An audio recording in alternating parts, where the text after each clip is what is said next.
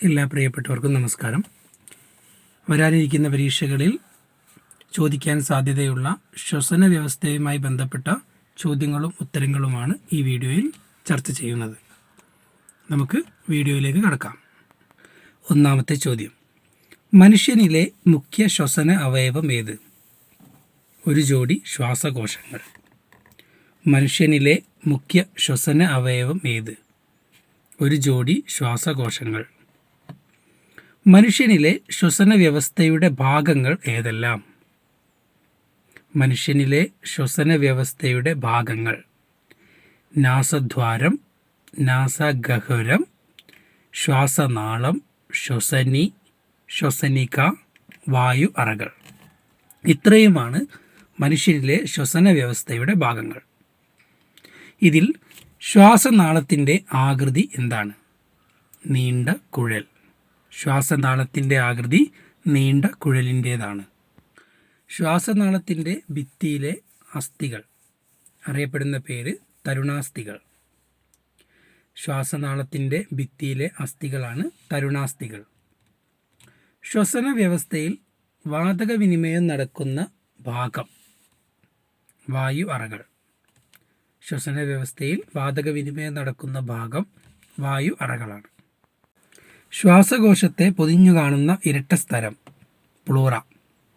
ശ്വാസകോശത്തെ പൊതിഞ്ഞു കാണുന്ന ഇരട്ട സ്ഥലമാണ് പ്ലൂറ.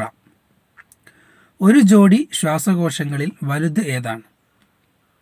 വലത് ശ്വാസകോശം. മനുഷ്യനിൽ കാണുന്ന ഒരു ജോഡി ശ്വാസകോശത്തിൽ വലുത് വലത് ഭാഗത്തുള്ള ശ്വാസകോശമാണ്. ഇരു ശ്വാസകോശങ്ങളിലേക്കുമുള്ള ശ്വാസനാളത്തിൻ്റെ ശാഖകൾ അറിയപ്പെടുന്ന പേര്: അതാണ് ശ്വസനി. ഇരു ശ്വാസകോശങ്ങളിലേക്കുമുള്ള ശ്വാസനാളത്തിൻ്റെ ശാഖകൾ അറിയപ്പെടുന്ന പേര്: അതാണ് ശ്വസനി. വായു മൂക്കിലൂടെ അകത്തേക്ക് കടന്ന് ശ്വാസകോശം വികസിക്കുന്നതിന് നമ്മൾ പറയുന്ന പേര് ഉച്ഛ്വാസം. അതേപോലെ ശ്വാസകോശം സങ്കോചിച്ച് വായു പുറത്തേക്ക് പോകുന്നത് നിശ്വാസം.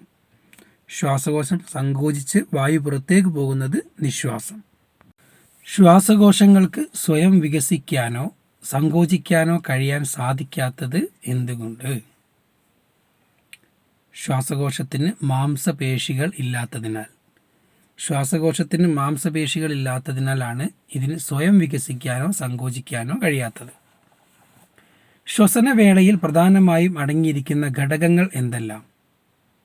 ഒരു ശ്വസനവേളയിൽ പ്രധാനമായും അടങ്ങിയിരിക്കുന്ന ഘടകങ്ങളാണ് oxygen, carbon dioxide, nitrogen, ജലബാഷ്പം.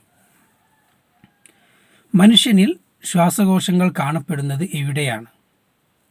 ഔരസാശയത്തിൽ വാരിയെല്ലിൻ കൂടിൻ്റെ ഉള്ളിലാണ് മനുഷ്യനിൽ ശ്വാസകോശങ്ങൾ കാണപ്പെടുന്നത്. സസ്യങ്ങൾ ശ്വസിക്കുന്ന വാതകം ഏതാണ്? ഓക്സിജൻ. സസ്യങ്ങൾ ശ്വസിക്കുന്ന വാതകവും ഓക്സിജൻ തന്നെയാണ്. ശ്വസന അവയവങ്ങൾ ഇല്ലാത്ത അമീബ ശ്വസിക്കുന്നത് എങ്ങനെ? കോശസ്തരങ്ങൾ വഴിയാണ് അമീബ ശ്വസിക്കുന്നത്. ശ്വസന അവയവങ്ങളില്ലാത്ത അമീബ ശ്വസിക്കുന്നത് കോശസ്തരങ്ങൾ വഴിയാണ്. ഷഡ്പദങ്ങളുടെ ശ്വസന അവയവം അറിയപ്പെടുന്ന പേര്: നളികാജാലം. ഷഡ്പദങ്ങളുടെ ശ്വസന അവയവം, അതായത് ചെറിയ ചെറിയ സുഷിരങ്ങളാണ് നളികാജാലം എന്ന പേരിൽ അറിയപ്പെടുന്നത്.